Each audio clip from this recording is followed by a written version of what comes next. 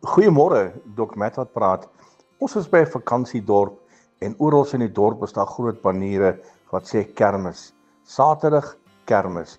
Oral waar jy kyk is hierdie kermis word geadverteer deur een van die kerke en een van my seuns besluit hulle wil na hierdie kermis toe gaan na hierdie spesifieke Saterdag. En toe hulle nou by die kermis kom, te sien hulle, daar gaan nie juist veel aan nie, daar's 'n gazebo op en maar verder gebeur daar net mooi niks nie.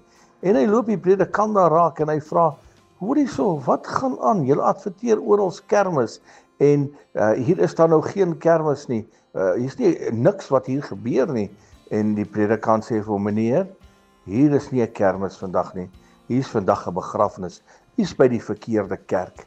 My liewe vriend, toe dit gebeur, uiteraard was dit baie komies dat hulle by 'n begrafnis opdag in plek van 'n kermis. Maar iets wat daar uitgeleer kan word.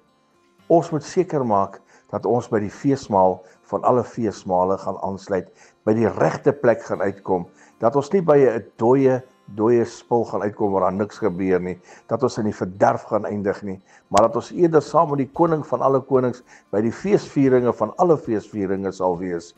Iets om na uit te sien, iets waarvoor ek wag, iets wat my hele lewe lank na smag, maar ek prys sy groote naam. Nie lank nie, dan gaan ons saam met hierdie koning fees vier soos nog nooit tevore. Herlewingsgroete.